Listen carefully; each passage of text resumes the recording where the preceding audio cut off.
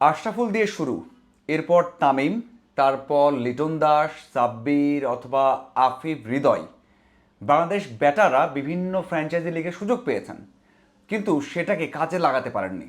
একেবারে প্রপারলি যেটা কাজে লাগানো বা যেটা দেখে বাংলাদেশের ব্যাটারদের উপর আকৃষ্ট হবে ফ্র্যাঞ্চাইজিগুলো, সেটা কখনো হয়নি। অনেকেই খেলেছেন, মুশফিক হোক, সাব্বির হোক, বিভিন্ন জায়গায় খেলেছেন, টি10 হোক, টি20 হোক, বিভিন্ন জায়গায় খেলেছেন।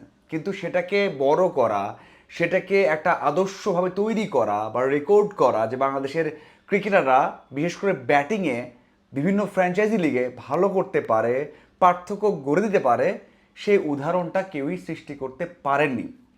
যে ব্যাটারগুলো আছেন তার মধ্যে সবচেয়ে ভালো পারফর্ম করেছেন হৃদয়, সেটা এলপিএলে। তার গড় 26/27, কিন্তু 132-এর মতো স্ট্রাইক রেট রেখে 9টা ম্যাচে তিনি খেলেছিলেন এলপিএলে। লিটন দাস 3টে লিগে খেলেছেন, 3 লিগ মিলিয়ে 6টা ম্যাচ খেলেছেন, আইপিএল, সিপিএল অথবা এলপিএল, ভালো করতে পারেননি। এছাড়া আফিফ এলপিএলে 3টা বা 4টা ম্যাচ খেলেছেন, 70-এর মতো রান করেছেন। তামিম ইকবাল সিপিএল খেলেছেন, আইপিএলে ম্যাচ পাননি। আশরাফুল, আমরা সবাই জানি যে আইপিএলেও হতাশ করেছেন। ব্যাটারদের ইতিহাসটা এমনই, কোথাও আপনি বড়ভাবে দেখাতে পারবেন না। এই যে আরও একটা পিএসএল শুরু হচ্ছে, সেখানে 6জন বাংলাদেশি খেলছেন, তার মধ্যে 2জন ব্যাটার, একজন সরাসরি সুযোগ পেয়েছেন আর একজন নিলামে ভালো আহ, একটা হাইপ ক্রিয়েট করে বা যোগ্যতা দিয়ে সুযোগ পেয়েছেন। বাকি 4জন বোলার, দেখুন বোলার নিয়ে বলছি না, কারণ বাংলাদেশ বোলাররা ভালো করতে পারেন। রিশাদ দারুণ করছেন, সেখানে বিগ ব্যাশ খেলেছেন। অন্যদিকে মুস্তাফিজ তো আমরা সবাই জানি যে পিএসএলে গেছেন, সেখানেই আরও আলোকিত করবেন। এমনটা নয় যে মুস্তাফিজ সেখান থেকে শিখবেন, অনেক কিছু করবেন, তেমনটা নয়। মুস্তাফিজ অনেক বড় একটা মানে আইপিএল থেকে মানে যেভাবেই হোক খেলতে না পারার পর গেছেন পিএসএল এবং সেখানে আলোকিত করবেন পিএসএলটাকে। বাকি যারা রয়েছেন, সেটা শরীফুল হোক, রানা হোক, তাদের জন্য শেখার মঞ্চ থাকবেই অবশ্যই। মুস্তাফিজ এবং রিশাদ দুজনের দিকে স্পটলাইট থাকবে। বোলাররা ভালো করতে পারেন, 1-2টা ম্যাচে ভালো করলেন, থাকবেন, আবারও সুযোগ পাবেন, হতে পারে। ওই যে ব্যাটারদের নিয়ে যে কনসার্ন, এবারও বাংলাদেশের ব্যাটারদের সেভাবে মূল্যায়ন করা হয়নি। আমরা যদি বলি লিটন দাস ক্যাপ্টেন, সেখানে হৃদয় আছেন, আফিফ খেলছেন, সৌম্য আছেন, অথবা অন্য যে ব্যাটাররা আছেন টি20-তে খেলেন বা ওডিআইতে খেলেন, তাদের কিন্তু সেভাবে কোনো জায়গায় বিবেচনা করা হয়নি, কোনো লিগেও দেখা যায় না। এই যে 2জন খেলছেন, এই 2জন আমার মনে হয় বড় একটা দায়িত্ব পালন করতে পারেন। একটা হচ্ছে তাদের জায়গা পাকাপোক্ত করা। এই 2জন তো উদীয়মান, মানে সারা ওয়ার্ল্ডের কাছে উদীয়মান। আমরা হয়তো অনেক দিন ধরে দেখছি, বাট ওয়ার্ল্ডের কাছে নতুন। আমরা বলতে পারি যে তারা 2জন বাইরে কোনো ফ্র্যাঞ্চাইজি লিগ খেলেননি। সবশেষ বিপিএলে প্রায় 300 রান করেছেন ইমন, তার স্ট্রাইক রেট 132।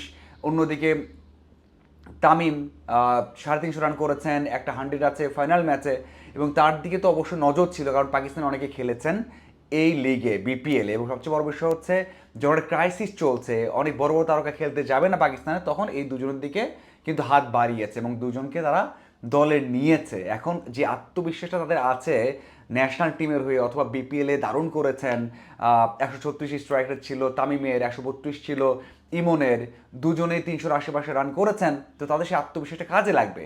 দেখুন প্লাস পয়েন্ট আছে, কারণ খেলা হচ্ছে 2টা ভেন্যুতে, করাচি এবং লাহোরে।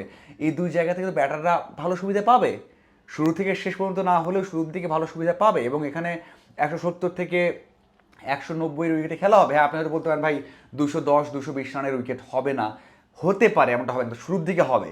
তবে 170 থেকে 200 এরকম রান হবে। তার মানে সেখানে একজন ব্যাটার যদি 40 বল টিকে যায়, 35 বল টিকে যায়, তাহলে কিন্তু আপনার 70-80 অথবা 65 রান করতে পারবে। তো সেই দিক থেকে 2 ওপেনার বড় একটা দায়িত্ব নিয়ে গেছেন, তাদের জায়গাটা পোক্ত করা এবং তারা বিভিন্ন জায়গায় নিজেকে এক্সপোজ করা, অন্য জায়গা থেকে তাদেরকে নেওয়ার যে দাবিটা, সেটা এখান থেকে তুলতে পারবে। সাথে হচ্ছে ওই যে বাংলাদেশের ইতিহাসটা, যে ইতিহাসে বাংলাদেশের ব্যাটাররা খারাপ করে, পার্থক্য করতে পারে না, যখন চেজিংয়ের যে ডিমান্ড থাকে সেটা ফুলফিল করতে পারে না, সেটা ফুলফিল করে দেখিয়ে যদি 2জন প্রমাণ করতে পারেন যে হ্যাঁ বাংলাদেশি ব্যাটাররাও পারে, তাহলে হয়তো বা অন্যদের কপালটাও খুলতে পারে। হ্যাঁ, এখন যারা আছেন তাদের হয়তো হবে না, কিন্তু যারা আবার আসবেন বা বাংলাদেশের জন্য যে একটা নেতিবাচক ধারণা, সেটা হয়তো দূর হবে। কারণ এই দুজনেই কিন্তু ঘরোয়া বিপিএল সাথে জাতীয় দলের, তারা সেই স্বাক্ষরটা রাখছে। হ্যাঁ, একেবারেই যে অন্যদের মতো ভারত হোক, অস্ট্রেলিয়া হোক, ইংল্যান্ড হোক, তাদের মতো না,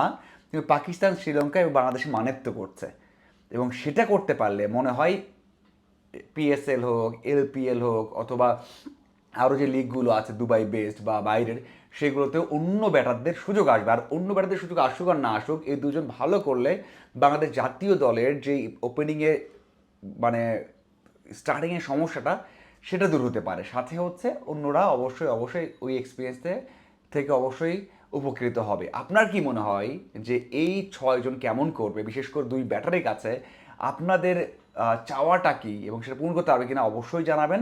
আমার মনে হয় এটাই বড় একটা বিষয়, প্লাস পয়েন্ট। তারা ভালো উইকেট পাবে এবং আত্মবিশ্বাস পাবে যেভাবে তারা সুযোগ পেয়েছে এবং যারা খেলছে। সাথে একটা চ্যালেঞ্জ যেটা জানিয়ে শেষ করতে চাই, যে তারা কোনো কারণে যদি শুরুটা ভালো না পায়, মানে স্টার্টিংটা ভালো না হয়, তাহলে কিন্তু ওই যে বাংলাদেশিরা ভালো করতে পারে না, একটা প্রেশার থাকে, সেটা হয়তো তাদের জন্য একটা খারাপ হতে পারে। দর্শক শূন্য মাঠে খেলাবে শুরুর দিকে, এটা কিন্তু তাদের জন্য একটা ভালো দিক হতে পারে, কারণ শুরুর দিকে যে প্রেশারটা থাকতো সেটা থাকবে না। শুধু প্লেয়ারদের সাথে মেলামেশা করলেই, অপোনেন্ট চিনলেই কিন্তু ভালো একটা পারফরমেন্স করতে পারে। আমরা সবাই জানি যে বাঙালিরা, বিশেষ করে আমাদের ক্রিকেটাররা, ব্যাটাররা সেই প্রেশারটা নিতে পারে না বাইরে গিয়ে, সেই প্রেশার থাকছে না। চ্যালেঞ্জটা একটাই, শুরুর দুই একটা ম্যাচ ভালো করতে হবে। আপনাদের কি মনে হয় অবশ্যই জানাবেন। ধন্যবাদ।